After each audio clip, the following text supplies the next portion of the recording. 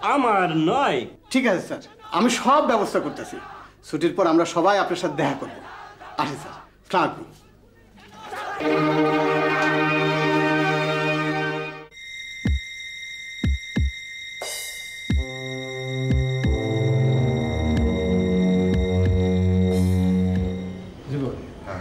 আমি যাই। যাও, আপনি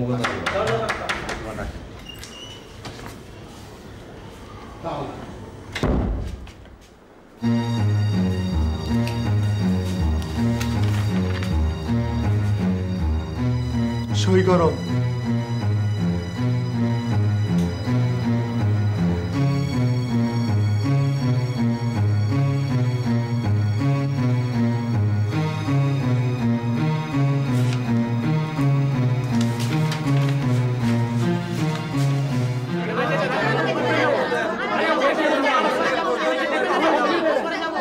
সবাই কিন্তু ঠিক থাকবি, নরম হয়েছে আবার।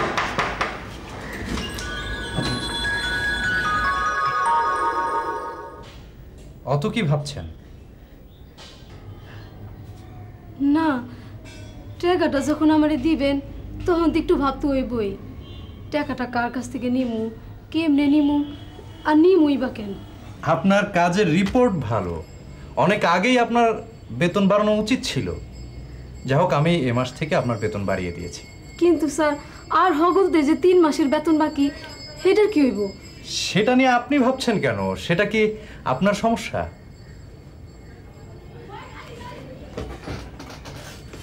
আপনি কি ইউনিয়ন করেন না?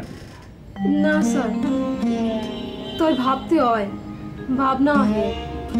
ওরাও তো আমার মতো অসহায়। কেউ কেউ তো স্যার আমার চেয়ে অনেক বেশি। অগো তো ঘর ভাড়া দেওয়ান লাগে, মুদি দোকানের টাকা পরিশোধ করার লাগে, আবার গ্রামে বাবা মায়েরও টাকা পাঠাইতে হয়। আপনি তো ইউনিয়ন লিডারদের মতোই কথা বলছেন। বেয়াদবি মাফ করবেন স্যার, এটা ইউনিয়নের কথা না, এটা জীবনের কথা। এক লগে থাকলে, এক লগে কাম করলে, সুখ দুঃখ ভাগাভাগি করলে এমন কথা এমনিই হয়। আপনি কি স্বামী মারা শর্মিকে চেনেন নাকি? হ্যাঁ স্যার, উনি তো আমার স্বামী লাশটা পুলিশের কাছ থেকে চিনে আনলো। তা নইলে স্যার আমরা তার লাশটাও দেখতে পারতাম না। আচ্ছা, দেখুন, আপনার এই দুর্দিনে আমি আপনাকে সাহায্য করতে চেয়েছিলাম। আমি আপনার সাহায্য চাই না স্যার, আমার এখানে আমার পাওনা টাকাটা দিয়ে দেন, আর অন্যকে পাওনা টাকাটাও দিয়ে দেন। অন্যদের কথা থাক, আপনার কথা বলুন। তাহলে আপনি টাকাটা নিচ্ছেন না? আপনি খামাখা রাগ করতেছেন স্যার। আমি তো কইছি আমার বেশি টাকা দেওয়ার কাম নাই, আমার এখানে আমার পাওনা টাকাটা দিয়ে দেন, আর অন্য টাকাটা। থামুন, বাংলাদেশের কেউ আইন মানে না। আমি মানতে যাব কোন দুঃখে? এদেশের মন্ত্রীরা পর্যন্ত গার্মেন্টসের মালিকদের তোয়াজ করে চলে, আর তোমাদের 1 ফুট 3 ইঞ্চি আপা হাতি গেল রসাতল, মাছি বলে কত জল। I will see her. She will get a good lesson.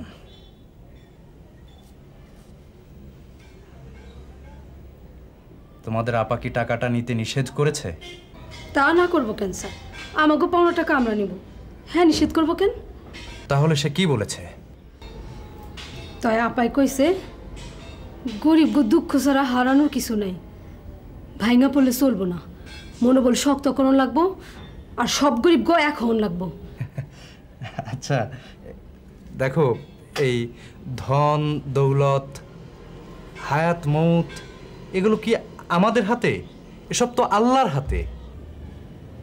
এইটা ঠিকই, তাই সব দেখা হই না আমার মনে হয় আল্লাহ ছাড়া একটা না, দুইটা, একটা ধনী গো আল্লাহ আর একটা গরিব গো আল্লাহ। ধনী গো আল্লাহর দেখা পাইছি, তো গরিব গো আল্লাহর দেখা এখন তৈরি পাই নাই স্যার। আচ্ছা, তুমি এখন আসতে পারো।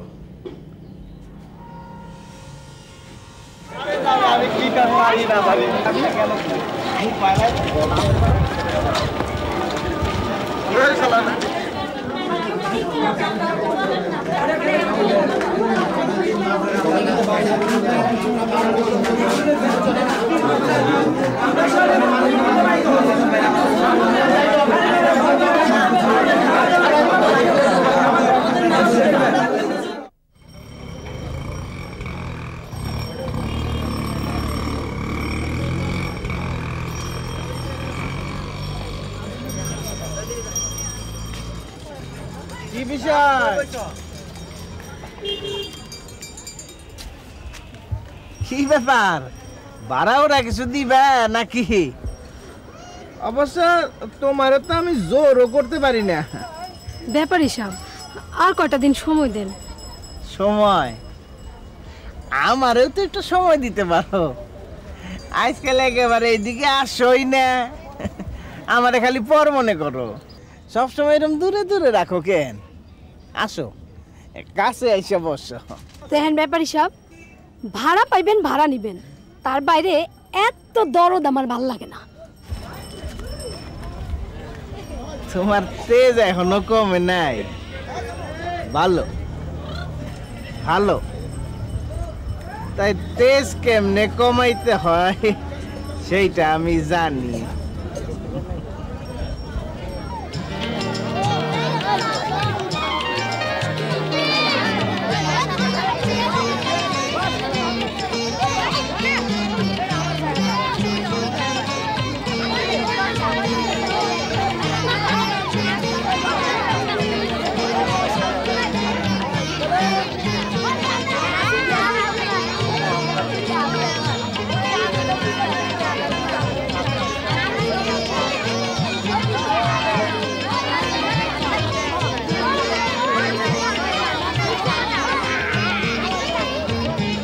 গার্মেন্টস শ্রমিকদের খুব গুরুত্বপূর্ণ দুটো সমস্যার কথা এখানে বলা হয়েছে। একটা হচ্ছে যে গার্মেন্টস শ্রমিকদের সাপ্তাহিক ছুটি নেয়, একটা হচ্ছে ট্রেড ইউনিয়ন অধিকার নাই।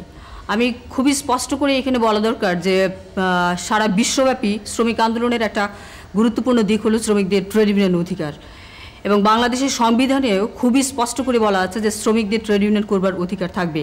কিন্তু খুবই দুঃখজনক ব্যাপার যে আমরা দেখছি যে গার্মেন্টস আপনার অন্যান্য সেক্টরগুলি যদি আমরা দেখি, জুট, টেক্সটাইল সহ অন্যান্য সেক্টরগুলিতে, সেখানে শ্রমিকদের ট্রেড ইউনিয়ন অধিকার আছে, কিন্তু গার্মেন্টস সেক্টরের শ্রমিকদের জন্য কোনো রকম ট্রেড ইউনিয়ন অধিকার নাই। আবার অন্যদিকে দেখা যাচ্ছে যে সাপ্তাহিক ছুটিটাও কিন্তু এটা এটা এটা সংবিধানেও আছে। আবার এদিকে এখানে কার্যত আমরা দেখতে পাচ্ছি যে সরকারি ছুটিও 2 দিন যাবত আছে, বা বেসরকারি বিভিন্ন প্রতিষ্ঠানে 1 দিন ছুটি আছে, কিন্তু গার্মেন্টস শ্রমিকদের জন্য সাপ্তাহিক ছুটি নাই। এখানে কোনো নিয়ম কানুনের কোনো বালাই নাই। তারা তো আগেই এর কথাই বলেছে যে ফ্যাক্টরি ল, আইএলও কনভেনশন কোনো কিছুকেই তারা কেয়ার করে না। মালিকরা যা বলছে সেটাই হচ্ছে কারখানায় আইন, এবং সেটা হচ্ছে একটা স্বৈরতান্ত্রিক একটা ব্যবস্থা, একটা মধ্যযুগীয় স্বৈরতান্ত্রিক ব্যবস্থা সেখানে চালু রয়েছে। যখন তখন শ্রমিকদেরকে ছাঁটাই করা হচ্ছে, মানে দেখা যাচ্ছে যে 4 বছর, 5 বছর, 7 বছর, 8 বছর কাজ করেছে এরকম শ্রমিক, তাকেও মানে ছাঁটাই করে দিচ্ছে এরকম ব্যাপার।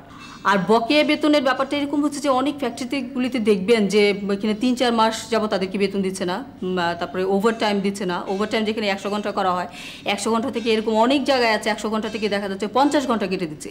100 ঘন্টা ওভার টাইম করার মধ্যে থেকে 20 ঘন্টা ওভার টাইমে বেতন দিয়েছে, এরকম অনেক ফ্যাক্টরি আছে। গার্মেন্টস শ্রমিকদের কোনো নিয়োগপত্র না থাকার কারণে মামলা প্রমাণের ক্ষেত্রে আমাদের যথেষ্ট অসুবিধার সম্মুখীন হতে হয়।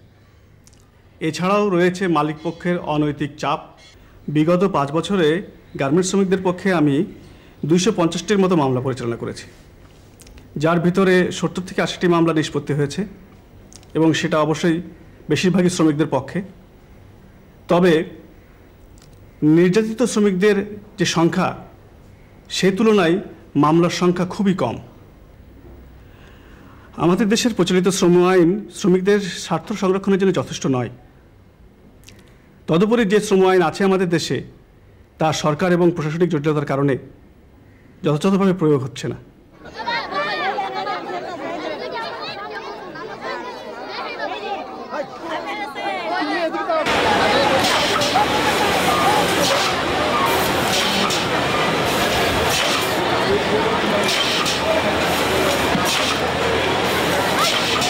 আমরা আমাদের এই কারখানায় কিছু ওয়েলফেয়ার অ্যান্ড ডেভেলপমেন্ট টাইপ কাজ করছি। যেমন আমাদের এখানে একটা স্বাস্থ্য প্রকল্প আছে, একটা ফ্যামিলি প্ল্যানিং প্রোগ্রাম, দুগ্ধ পোষ্য শিশুদের জন্যে একটা সেন্টার, যেসব ওয়ার্কারদের, যেসব বাচ্চারা স্কুলে যায় বা স্কুলে যাওয়ার বয়স হয়েছে তাদের জন্য একটা এডুকেশন সেন্টার। আমাদের এখানে একটা সেভিংস প্রোগ্রাম আছে, আরও entertainment program, cultural program, fire safety. আপনারা জানেন যে বাংলাদেশে অনেকগুলো ফ্যাক্টরিতে আগুন লেগে প্রায় 300 জন মেয়ে মারা গেছে। এবং সবচেয়ে ইন্টারেস্টিং প্রোগ্রাম আমাদের হচ্ছে সোশ্যাল অ্যাওয়ারনেস প্রোগ্রাম। এই যে যেসব প্রকল্পের কথা আমি আপনাকে বললাম, এই প্রকল্প মেয়েদের তো কিছু বেনিফিট হচ্ছেই, আমার বেশি বেনিফিট হচ্ছে। কিভাবে আমি আপনাকে বলি, এইসব প্রকল্প পরিচালনা করলে একজন মেয়ে সে এই ফ্যাক্টরির এনভায়রনমেন্টকে পছন্দ করবে, এনজয় করবে, সে ফ্যাক্টরি থেকে যেতে চায় না। তার অ্যাবসেন্টি রেট খুব কম, যেহেতু তারা কন্টেন্টেড, তারা হ্যাপি, তারা খুশি। একটা কন্টেন্টেড ওয়ার্কফোর্স, তার কোয়ালিটি, কাজের কোয়ালিটি অনেক হাই, তার production of this factory is higher than other factory. অন্য ফ্যাক্টরির চেয়ে অনেক বেশি সে প্রডিউস করে, ন্যাচারালি আমার প্রফিট বেশি। সুতরাং আপনি যদি সামাজিক সাইডটা বাদ দেন, আপনি যদি আপনার নৈতিক সাইডটা বাদ দেন, যদিও বাদ দেওয়া উচিত না, even the law of the land requires যে আপনি এইসব কাজগুলো করবেন, এই সবগুলো যদি আপনি বাদ দিতে চান, শুধু আপনার প্রফিটের জন্যও যদি হয়, you have to put in place all this programs.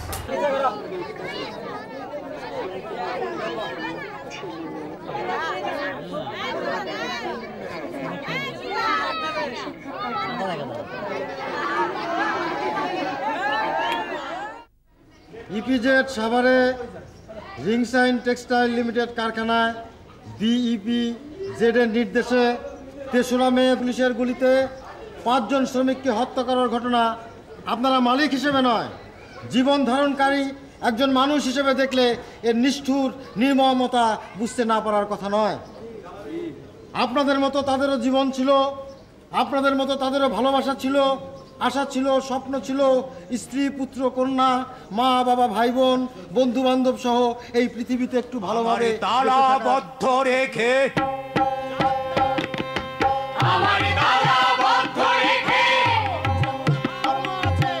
আমার আগুনে পুড়িয়ে মেরে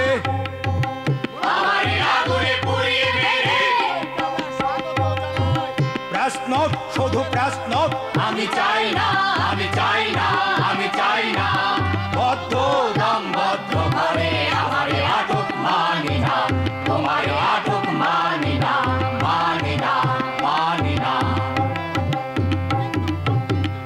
এত কাজ তবু মজুরি পাই না, এত কাজ তবু মজুরি পাই না,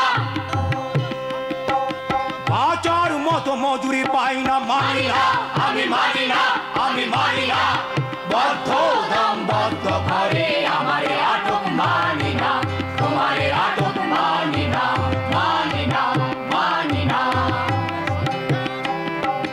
কারখানা কেন বন্দি শিবির, জীবন কেন এতটা স্থবির, কারখানা কেন বন্দি শিবির, জীবন কেন এতটা স্থবির, একই কাজ তবু মজুরি তফাৎ, একই কাজ তবু মজুরি তফাৎ, নারী ও পুরুষে মজুরি তফাৎ, মানি না, আমি মানি না, আমি মানি না, বদ্ধ দমবদ্ধ ঘরে আমার আটক মানি না, তোমার আটক মানি না, মানি না, মানি না। আমার তালাবদ্ধ রেখে, আমার তালাবদ্ধ রেখে আমারে আগুনে পুড়িয়ে মেরে, আমারে আগুনে পুড়িয়ে মেরে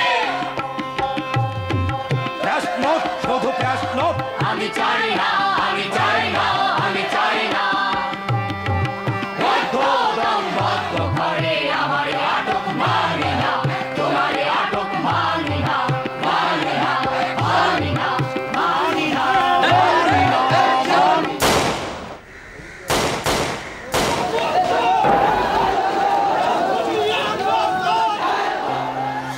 শূন্য জমা উড়ে গেছে দূর বিদেশে, ক্লান্ত দেহ পড়ে আছে লাশের পাশে, শূন্যে জামা উড়ে গেছে দূর বিদেশে, ক্লান্ত দেহ পড়ে আছে লাশের পাশে।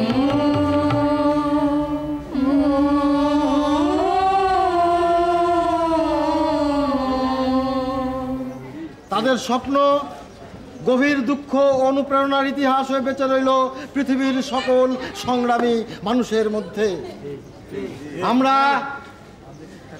আমরা বাংলাদেশের গার্মেন্টস শ্রমিকদের পক্ষ থেকে আপনাদের বলতে চাই, মালিক ও শ্রমিকদের মধ্যকার বন্ধুর পথের অবসান হতে পারে শুধু উভয় পক্ষের স্বার্থ রক্ষার মধ্য দিয়ে।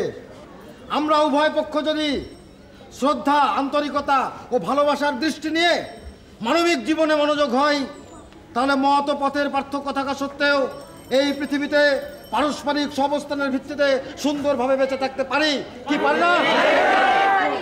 গার্মেন্টস শ্রমিকদের পক্ষে আমি জীবন কুমার পাল, ধন্যবাদ।